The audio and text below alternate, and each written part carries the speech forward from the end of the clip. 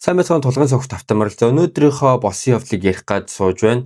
За өнөөдрийн маань дугаараар гарах хүн бол гарах гэмт хэрэгтэн бол Солонгос улсыг тэр жигтэн айс давтуулж исэн. За хэрвээ энэ гэмт хэрэгтэн хурдхан шиг баригдаагүй байсан бол 10, 20, 30 за 200, 300 хүнч алах магадaltaй байсан нэгэн аимшигтай гэмт хэрэгтэн талаар ярих гэж байна. За энэ хүү хэрэг нь болохоор 2019 оны 1 сарын 2-нд Солонгосын Чүнчон намдуу аймгийн Сочин хотын цагдаа хэлсэн нэгэн дуудлага ирснээр илэрдэг. За энэхүү дуудлага нь болохоор найз маань хит хоног гэрөөсөө уцаа авсангүй. Тэр гэрт нь хурж ирээд үзсэн чинь гэрийнх нь хаалган цоочтой мөртлөө дотор нь телевизэд дуурайд байна. Та бүхэн яаралтай хурж ирээд шалгаад өгөөч гэсэн тийм дуудлага байсан байгаа. За тэгээд дуудлагын дагуу цагдаа нар энэхүү гэрт оцсон чинь хаалга, цонх гээд бүх зүйл нь хаалттай ерөөсө онгойлох боломжгүй байсан байгаа. За тэгээд цагдаа нар тэр даруй яаралтай цонхыг нь хаглаад дотгошоо нэвтэрдэг. За дотогш нэвтэртэл байдал ерөөсөө л нэгэнт эвгүй болсныг цагдаа нар ойлгондгоо. Гэр бол тэр жигтэй ундуй сундуй за тэгээл энэ тэнд бусансан. Ингээд шалгаад ороод үдсэн чинь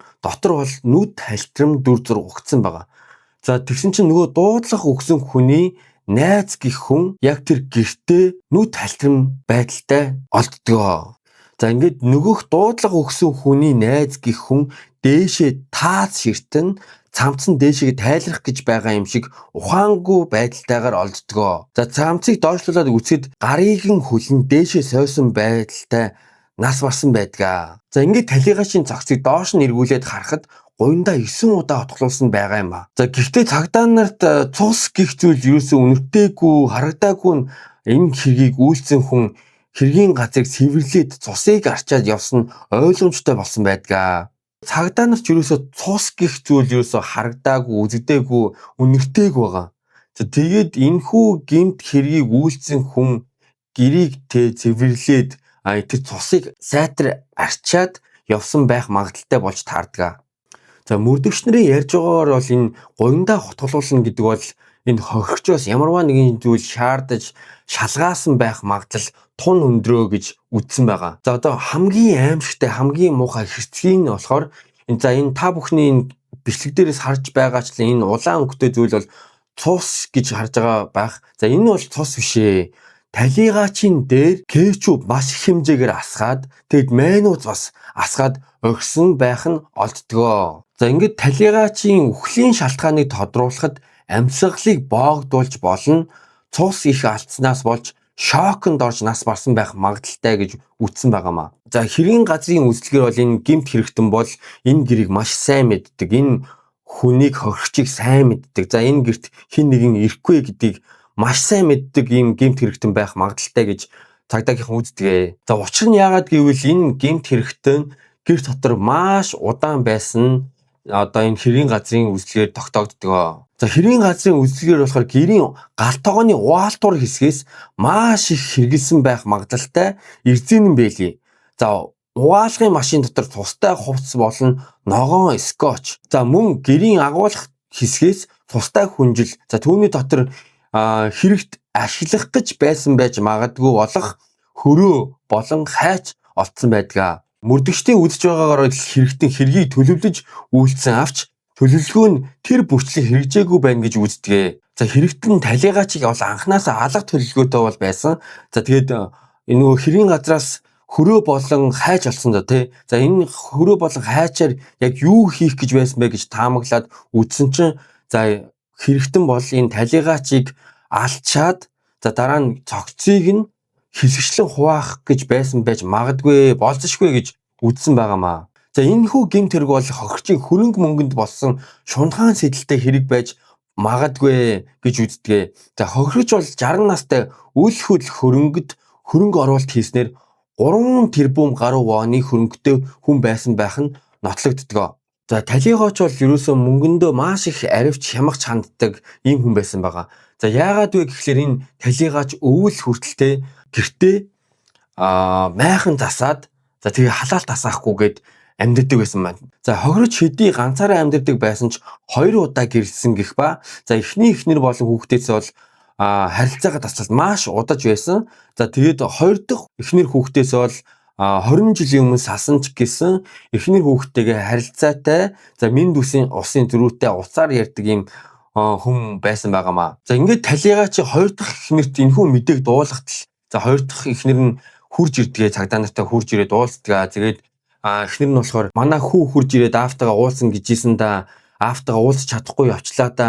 Ямар харамсалтай юм бэ гэдэг ингээд айгүй тийм гимшсэн одоо тийм дүр зурагтай байсан байгаа. За хөрөгчийн утасны дуулгыг шалгаад үзтэл хамгийн сүүл хэрэг гардаг өдрөөс 5 хоногийн өмнө буюу 2018 оны 12 сарын 28-нд 50 орчим насны эмэгтэйтэй уцаар ярьсан байх нь тогтоогддог. За ингээд энэ эмэгтэй рүү залгатал хохирчийг огт мэдхгүй гэсэн худал мэдүүлэг өгдөгч сүүлдээ талигаачтай нууцаар харьцаж уулздаг гэр бүлтэй эмэгтэй болохоо өөрөө хэлдэг.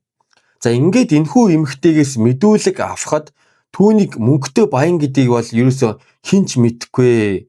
Надтай хүртэл уулзахтай хоолны тооцоо хүртэл хийж байсан баг удаа бол байхгүй гэсэн байгаа. За ингээд хамгийн ашигтай нь юу вэ гэхэлэр энэ 50 гаруй насны энэ нууц амраг нь цагдаа нарт ингэж хэлсэн байдаг.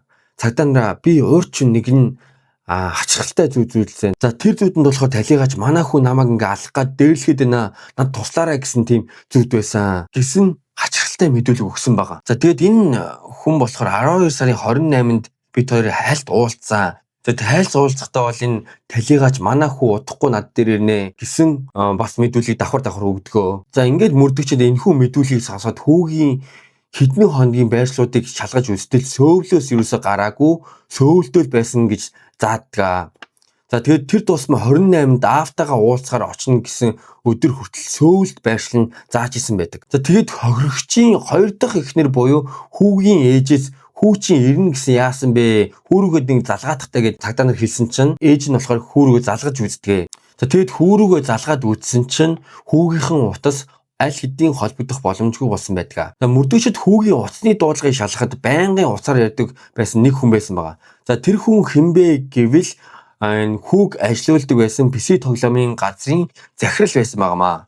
Хүүг 12 сарын 29-нд ажилласаа гинт гарсан гэсэн хариу энэ захирал нь өгсөн байгаа. За тэгээ ямар шалтгаанаас ажлаас гарах болсныг асуухад эмээгийн маань бие өвдсөн, надаас өөр хүн асарч хамгаалах хүн байхгүй гэд ажлаас гарсан гэсэн хариу өгдөгөө. За ингээд мөрдөгчд хүүг худал яриад яваад байгааг шууд мэдээд сэжигтнэр татаж ирсэн байгаа. За яагаад худал яриад байна вэ гэдгийг шууд мэдсэн бэ гэхээр энэ хүүд болохоор хоёр талын аавын ч тэр ээжийн ч тэр аль алин талынх нь имийг байгаагүй аль хэдийн нас орсон байсан байгаамаа. Мөрдөгч сөөвл рүү яваад энэ хүүгийн ажилдаг байсан гэх PC тоглоомын газар очоод CCTV те камерын бичлэгийг үзээд за энэ хүү ямар дүр төрхтэй ямар хүү хүн байна гэж сайтар хараад ажиглаад буцаад Шүнчөн намд аймгийнхаа Сочон руу буцсан байдаг. За үүний дараагаар 12 сарын 28-ны шөнийн 10 цаг 30 минутанд хохирчийн гэрээс 500 метрийн цаанд байрлах нэгэн гудамжны камерын бичлэгт хоёр эрэгтэй хүн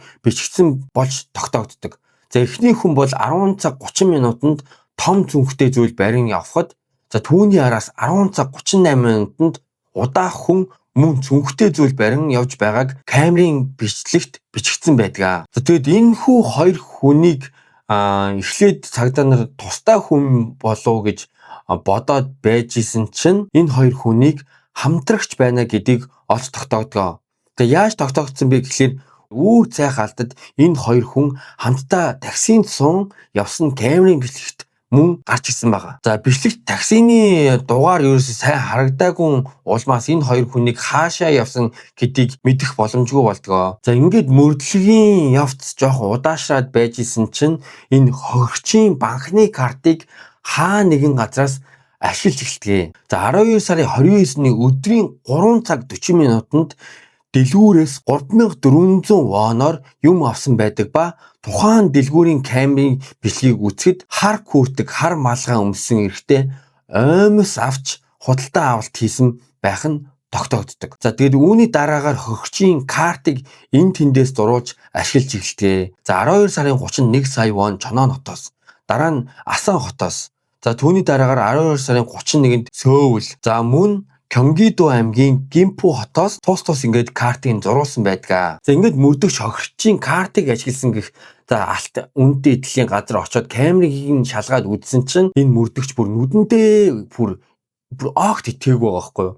За тэгээд яагаад вэ гэхлээр энэ бэлгэн дээр гарч байгаа хүн нөгөө нэг PC тоглоомын газар ажиллаж байсан хүнтэй бүр яг дүрээрээ адилхан байсан байгаа. Яаж олж бичсэн бэ гэхэлэр түүний хүзүүн дээрх шивээс. Энэ хүзүүн дээрх шивээс яг нэг хүн болж таардаг. За тэгэд энэ мэдээж PC тоглоомын газар ажиллаж исэн хүн чинь энэ Талигачийн хүү гэх хүн шүү дээ тий. За тэгээд ингээд мөрдлөгийн явц цаашаа үйлчлэгээ. За ингээд хохирчийн цогц олцсоос 3 хоногийн дараа буюу 2019 оны 1 сарын 5-нд хүүгийн утас гэнэт асдаг. За тэгээд гэнэт ассан болохоор мэдээж байршил нь тогтоогдож ирсэн байгаа. За түүний байршил бол Инчон хот байваа. За Инчон хотоос ээжиндээ ирж магадгүй гэж цагдаа нар сэжгэлж эхэлдэг. За тэгээд цагдаа нар энэ хүүг Инчон хотоос ээжиндээ хурж ирэх магадлалтай гэж үзсэн байгаа. За та бүхний бодож байгаачлан за тэг гэмт хэрэгт орооцолчоод тэг сүүлийн удаа ээжтэйгээ уулзаад ингээд гоё юм зүйл бодож иж магадгүй. Гэтэл энэ хүүн ээжигээ хүртэл алах байсан төлөвлөгөөтэй байх магадлалтай гэж цагдаа нар үзээд ээжийг нь хамгаалтанд авсан байгаа. За яагаад ингэж үзсэн бэ гэхлээр ээжтэйгээ хамгийн сүүлд ярихдаа би удахгүй очлоо гэд нэг юм хүүтэн мөнгө аястай 2 3 хүүг хилээд шууд уцаа талсан байгаа байхгүй юу. За тэгээ хэсэг цагдаа нарыг Инчоны тэр метроны буудлын руу явуулж камерын бичлэгийг шүүхлэхээр явуулдаг. За тэрхүү Инчон хотын метроны буудлаас хурдны гал тэргэнд суусан юм аятай маш хурдтайгаар ээжийн гэрээг ингээд чиглэж явж исэн байгаа. За тэгээд ээжиндээ ирэхэндээ гэж бодож байсан чинь ээжийн их руугаа эргэх биш Бусан хот руу яваад гисэн байгаа. Хүүг тэгээд Бусан хот руу явж байгааг мэдээд цагдаа нар шууд Бусан хот руу хөдөлгөө. За тэгээд Бусаны метроны буудлын за тэрхүү камеруудын бичлэгүүдийг шалгаад за энэ бол хүн мөн байна гэж үзээд за хүүгийн явсан маршрутыг даган очтол за энэ метроны буудлаас холгүйхэн нэгэн дэм буудлын руу явж орсон байгаа. За тэгээд энэхүү хүүч мэдээж зэвсэгтэй байх магадaltaй болохоор цагдаа нар яаран орж байрлалгүйгээр тэр дэм буудлын гадаа отолт хандлт хийдгээ. За тэгээд отолт хандлт хийгээ байж исэн чинь маргааш өдрийнх нь оройны 4 цагт хүү гарч ирдгээ. За тэгээд гарч ирмэгцэн шууд цагдаа нар баривчилж авдгаа. За ингээд мэдээж хүүг цагдаагийн байгууллага дээр авчираад мэдүүлэг авч ирсэн чинь хүү тэгсэн байгаа. Тийм ээ би аавыг алсан ингээд аимштайгаар хариулсан байгаа юм л да. За ингээд хүүгийн мэдүүлэг бол бүр маш аимштай байсан байгаа. За тэгэд юу гэж ярьсан бэ гэхлээр та бүхэн ярьж үгүй. Шууд ингээд цагдаагийн хүүдээс бүр амар ингээд их царж игийн гутаа. Хөөе, мөрдөгчөө. Та намайг яагаад аавыг алсан гэж бодож байна? Тэр хүн бол миний аав биш. Ямар аав хүн хүүгээ галзуугийн эмнэлэг рүү явуулах уу? Та боддоо их мөнгөтэй баян хүн байж иж тэр их мөнгийг хинд өгөх гээд тэг халгалаад идэв. Надад мөнгө хэрэгтэй, надад мөнгө өгөөдөх гээд ах чинь мөнгө харамсаар байгаад мөнгө өгөөдөх гээд ах чинь өгөхгүй байсаар ингээд эцэст нь өөрөө өгч байгаа үстэй. Тэр хүн бол миний аав биш ээ. Та идэхгүй бол надаас шинжилгээ аваад үз. Тэнгүүд хамгийн амжилттай заяа. Нэг иймэрхүү дүр төрх гаргасан байгаа. Гөлөг гэж. Би баригдах байсан бол генсийн амжилтанд биш гэхгүй юу? Ямар ч байсан би аавгаа бол алахын хувьд алсан. За өнөөдөр бол энд хүрээд өндөрлөе. Мэдүүлгээ маргааш өргөжлүүлье. Гэт ингээд бүр аимшигтай хацтайгаар инээгээд мөрдөгч рүү хийсэн байгаа. За би ихтэй энэхүү дүр төрхийг яагаад гаргаж байгаа вэ гэхлээр яг л иймэрхүү дүр төрхтөө иймэрхүү өнгө аястай цагдаа нарт мэдүүлэг өгсөн байдгаа. Тэгээ та нар тэгээд бас ойлгоорой би аль болох та бүхэнд бас гоёор юмаа хүрэх гээд ингэж ярьж байгаа шүү. Энэ мэдүүлэг дээр гараад байгаа тэр гөлөг гэж тэр би генсийн амжилтанд бичигдэх байсан да гэд нэг үг хэлснээр тий. За энэ генсийн амжилтанд бичигдэх гэдэг нь болохоор энэ хүний бүр төлөвлөгөө нь бол 200-300 хүн алах тийм төлөвлөгөөтэй байсан байгаамаа. За тэгэд энэ аавын яагаад хүүгээ тэр галзуугийн эмнэлэгт хэвтүүлсэн бэ гэхлээр хүү нэг өдөр бөө болноо. Би бөө болсон гэд ингээд бөөгийн шашны тийм газар хэрэгтэй байна. Надад мөнгө өгөөтгөө гэх. Тэгээд тийм газар байгуулсан байгаа. За тэгсэн чинь аав нь жоохон дургуутсаад ууралсан чинь өөрийнхөө бөөгийн тэр шашны эд зүйлс тэр одоо газрыг бүгдийг шатаагаад за тэгсэн чинь аав нь за энэ бол ингээд ямар нэгэн зүйл болохоо байж байгаа юм. Энэ нь бол галзуурж байгаа юм байна гэж үзээд галзуугийн эмнэлэг рүү мэдээж хэвтүүлсэн байгаа. За тэгэд эн чинь мэдээж гал тавьчихж байгаа болохоор хууль ёсны дагуу болохоор энэ хүүд болохоор тэнсэн харгалзах ял оноосон байгаа. За тэгэнгүүтээ тэнсэн харгалзах ял оноогоод байж исэн чинь нэг өдөр бас өсчөнд суужингуудаа намайг ерөөсөө хүмүүс ингээд ад үзээд ах юм ба гингүүтээ хотго байраад ингээд хүмүүс рүү дайрсан байгаа байхгүй юу. Түүнээс нь болоод энэ хүү шоронд ороод шоронгоос гарч ирмэгцээ ааваасаа хурж ирээд 10 сая вон өгчгөө 10 сая вон өгчих юм бол би юм Playtis гэдэг нөгөө газар байдаг штэ. Дасгал хийдэг одоо ялангуяа эмэгтэйчүүд айгүй хийдэг дээ. Тэр би юм Playtis-ийн газар би дуудлагын бураас дуудчихж магадгүй Playtis гэдэг л баха. За тиймэрхүү дасгалын газар ингээ байгуулах гэсэн юм аа гэдгсэн чинь аав нь мэдээж дургуутнаад тий ямар чамд ийм за мэдлэг байгаа чамд ийм дасгалын талаар юу байгаа мó гэд мэдээж хүүгээ одоо аав нь мэдж байгаа шүү. Тийм болохоор 10 сая вон ерөөсөө өгөөг байгаа. За ингээд хүү ерөөсөө аавда маш их хорсож, гомдож за тэгэл ерөөсөө энэ бол миний аав биш юм байна гэж бодоод энэ хүү гэмт хэрийг төлөвлөсөн байгаамаа. За ингээд аавынхаа гэрлөө очоод унтаж байсан аавынхаа гой руу шууд хутгалаад банкны картныхаа нууц дугаарыг асуусан байгаа. За тэгээд ерөөсөө аав нь банкныхаа картны нууц дугаарыг хэлэхгүй байсан учраас эцэст нь аавынхаа хоолойг бомлоод за тэгвэл уцаар ороож жоод ингээ алдгаа. За тэгээд тэр Manus Ketchup-ыг яагаад асгасан байсан бэ гэхлээр цусны үнээр ерөөсөө битгий гараасаа. За энэ муудсан нөгөө нэг цогцны үнээр битгий гараасаа гэж үзээд Manus Ketchup асгасан гэж хэлсэн байгаа. За энэ хэрэгтний мэдүүлгээр бол за тэр өдрөө бол ээжигээ бас алах төлөвлөгөөтэй байсан. За тэгээд ядраад байсан болохоор ээжигээ тэр өдрөө алахгүйгээр үлдээсэн. Дараа нь хурж ирээд ална гэсэн төлөвлөгөөтэй байсан гэж аимшигтай мэдүүлэг бас өгсөн байгаа юм л та. Йоо ямар аимшигтай хүн бэ те. Ээж аавыгаа алчж байгаа. Тэнгүүтээ хурж ирээд ээжигээ алах гэсэн төлөвлөгөөтэй байсан байна. Тэгээд хамгийн харамсалтай нь энэ нөгөө нэг хүн энэ миний ерөөсө төрсөн эцэг биш ээ. Энэ миний төрсөн аав биш гэд тэгсэн шүү дээ. Тэгээд шалгалтын явцад бол энэ хүн бол ерөөсө төрсөн аав нь мөн байж таарсан байгаа. Айгуу яаж бодохороо хүн аавыгаа төрсөн аавыгаа биш ээ гэж боддог байна. За нөгөө нэг Бусан хот руу барьж явсан нэг гар цүнх одоо энэ камерын бичлэгээр гарсан нэг цүнх байсан да тий. За тэр энэ цүнхийг шалгаад үзсэн чинь дотор нь хайж алах за тэгээд тоглоомон гав гэх зүйл олддог ба хамгийн аимшигтай нь хин нэгний банкны карт бас олдсон байгаа. Мөрдөгч энэ алуурчнаас энэ хэний карт юм бэ гэж асуусан чинь наадах чинь уу?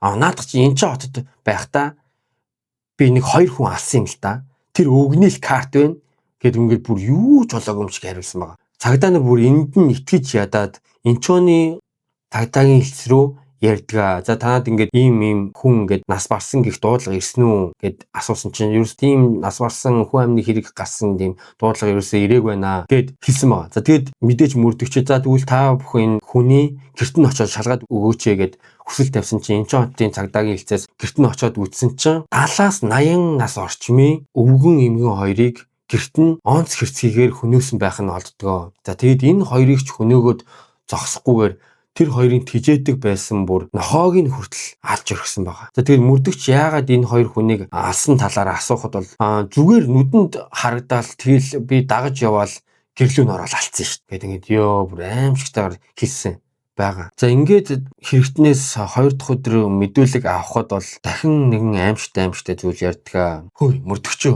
би яг мэрэгжлийн алуурчны өрхөнд очижээ. Тэгээд яагаад ингэж хэлсэн бэ гэхээр нөгөө нэг CCTV дээр 10 цагийн орчимд нэг 2 хүн харагдсан гэсэндээ тий. За энэ 2 хүн бол энэ хүү болон хамтрагч нь байсан байгаа. Тэр 2 дахь хүн бол хинбэ гэхлээр олон улсын мэрэгжлийн алуурчин гэх ба за түүнээс мэрэгжлийн хүн алах талаар сургалтанд суусан гэж энэ хүн мэдүүлэгтээ өгсөн байгаа. За хэрхэн хүн алах, ямар зүйл ашиглах талаар бүгдийг нь мэдэж авсан. За аавыг алдаг өдөр бол хамт явж надад амаар зааварчилгаа өгсөн. Би тэгэд гүйцэтгүүлсэн гэж хариу хэлсэн байгаа. Нэг л энэ хүн алах нь бол ерөөсөө амархан юм шиг санагдаад би тэрнийг ч гэсэн хамт алчдсан билүү гэж бодож жагаад амьд үлдээсэн гэж бас аимшиггүйгээр хэлсэн байгаа юм л та. Ёо аимшигтай бас тийм баха. За энэ 2 хүн яаж хоорондоо учирсан бэ гэхлээр алуурчин хүү болохоор пси тоглоомын газар ажилладаг байсан гэсэн нэг тий. Тэгсэн чинь энэ болохоор зүгээр л нэг өнгөлөн талт байсан байгаа. Тэгээд энэ алуурчин хүү болохоор биеийн үнэлэгч зардаг. За тэг биеийн үнэлэгч ингээд буудлуудад ингээд хөргөж өгдөг ийм ажил хийдэг байсан байгаа. Энэ мэрэгжлийн алуурчин олон улсын мэрэгжлийн алуурчин гэх хүн бол ерөөсөө энэ бие үнэлэгчийн одоо тий наашин цааш нь болгодог одоо хариуцдаг тийм хүн байсан байгаа. Энэ алуурчин хүү энэ олон улсын мэргэжлийн алуурчин гэх энэ хоёр хүн бол интернетээр хоорондоо танилцаад за тэгсэн чинь нэг өдөр энэ хүн аавынхаа талаар энэ хүнд хэлсэн байгаа юм л да. Манай аав ингээд их мөнгөтэй тэгээд намайг ерөөс ингээд үл ойшоод мөнгө өгдвэ гэдгсэн чинь энэ хүн болохоор ингээл чамаг уусаа юу яд юм шүү дээ. Чамаг тоод юм биш. Наа чи танаа аав муу юм уу? Наатахаа баг ингээ алчаад мөнгөний авчаач гэдэг. Иймэрхүү одоо тийм ухуулах хийсээр байгаад энэ хоёр ам яриа тохироод тэгээд тэр одоо аавыг алдаг өдөр анх удаа уулзаад аллах хийхээр явсан байгаа юм л та. За тэгээд мөрдөгчнөр энэхүү олон улсын мэргэжлийн алуурчин гэх хүнийг гэрийнхэн гадаа отож жагаад баривчилтгаа. За тэгсэн чинь энэ хүнийг баривчлаад үзсэн чинь ямар олон улсын алуурчин байх вэ те. Зүгээр л ааваас нь мөнгө салах гэж байгаа л тэгэл аавыг нь алуулсан. Тэгэд аавыг арайч алчихгүй болов гэсэн чинь алаа хийцэн. Би бүр амар айсан. Тэгээ намайг алчихгүй гэд би ингээ гэртээ нуугдчихсан гэсэн мэдүүлэг өгсөн байгаа. За тэгэд одоо хамгийн харамсалтай зүйл нь юу вэ гэхлээр талигаачийн гэрээс нэгэн гэрээсл үлдсэн байгаамаа. За тэгээд тэр гэрээсэл дээр болохоор намайг хэрвээ хизээ нэгэн цагт ингээд бурхныхаа оронд явхад миний бүх өв хөрөнгө те 3 тэрбум гаруй вооны энэ бүх өв хөрөнгийг миний хүүд өвлүүлээч гэсэн тийм утга бүхий гэрээсэл олдсон байгаа. Тэгээд энэ хоёр хүний харьцсан мессежүүдийг ингээд шалгаад үзсэн чинь хитээч бууж өгөхгүй 200 300 хүн ална. Өнөөдөр хүртэл аллах юм. Тэгээ өнөөдөр бүр яг л өөрийгөө ингээд мэдэрсэн байна. Тэр гэсэн бүр аимштай чатууд ингээд хоорондоо харьцсан байгаамаа. За тэгээд шүүхээс бол хүүд бол бүх насаар хорих ял оноодог. За тэгээд хамтрагчид болохоор 30 жилийн ял оноодгоо. Тэгэл би одоо баг гимт хэрэг ярих болгонд бол баг ярьж байгаа. Та бүхэн хүүхдээ зөв хүмүүжүүлээрээ, зөв хүн болоход нь та бүхэн гар бие оролцоорой те. Хүүхдээ хүмүүжүүлэхгүй бол нийгэмд те ямар ийм хор уршигтай, муухай аз сэтгэр болж төрдөг те хүмүүждэг вэ гэдэг нь ингээд бас нэгэн тод жишээ болсон хэрэг байна. За тэгээд та бүхэн хүүхдээ хайртай байгаараа, хүүхдээ хайрладаг байгаараа, хүүхдтэйгээ ярилцдаг байгаараа. Тэгжиж ялангуяа монголчууд бид нэр илүү хурдан хөгжижтэй, илүү их боловсралтай, илүү их хүнлэг, илүү их хүмүүжлтэй ийм хүмүүсээр одоо бүрдэж илүү хурдан Монгол маань хөгжнөө. За тэгээд намайг дэмждэгт, намайг үздэгт, миний бүх бичлэгийг үздэгт та бүхэндээ баярлалаа. Намайг дагаарай, subscribe дараарай, лайк дараарай, share хийгээд өгөөрэй, гуйжин. Өөрийгөө бусдад таниулж, иймэрхүү гэмт хэрэг ярьж, иймэрхүү гэмт хэрэгээс өрчлөн сэргийлмээр бусдыг мэдээж энэ хүмүүс тэгж яриад байдаг. Энэ орчин сүүлийн үед ингээд гэмт хэрэг ихсчлээ. Энэ бол аимшигтай нийгэм болчлоо. Үгүй ээ, харин ч нийгэм илүү гоё болж байгаа. За тэр дээр үеийн гэмт хэрэг те хэдэн 1900-аад оны за тэр гэмт хэрэгүүд ямар аимшигтай гэмт хэрэгүүд байсан те. Тэгэд ерөөсө хүнд мэдэгддэггүй. Ийм гэмт хэрэгүүд байсан. Одоо болохоор сошиалын бас аш тусаар те ийм муухай зүйл байдаг юм байна гэдгийг мэдээд өөрсдийгөө хамгаалаад өөрсдийнхөө хүүхдийг хүмүүжүүлээ те. Ийм боломжтой болсон. Солонгос улс ч гэсэн те иймэрхүү нэвтрүүлгээр маш их бөмбөгддөг. Тэгээд яагаад вэ гэхэлэр энэ гэмт хэрэгээс өрчлөн сэргийлж за энэ иймэрхүү гэмт хэрэгээс та бүхэн өөрсдийгөө хамгаалаарай гэсэн үүднээс маш их юм гэмт хэргийн нэвтрүүлгийг гаргадаг. Гэтэ манай Монгол улсад яг иймэрхүү нэвтрүүлгүүд маш их дутагдаад байгаа. Тэгэд иймэрхүү нэвтрүүлгийг бүр телевизээр нь засдаг болоосоо гэж би их боддгоо. Тийм болохоор манайхаа та бүхэн гэмт хэрэгээс өөрсдийгөө өрчлөн сэргийлжтэй. Тэгээд өөрсөндөө бас хүн хайртай, инэрэлтэй, амьтанд хүртэл хайртай, инэрэлтэй ийм хүмүүс байх болтгоо гэж бодож байна. За тэгээ манайхаа хайртай шүү, баярлалаа. Дараагийн дугаараар уулзъя. Баяртай. Лайк дараарай. Subscribe, comment. Comment хийрээ. Bye.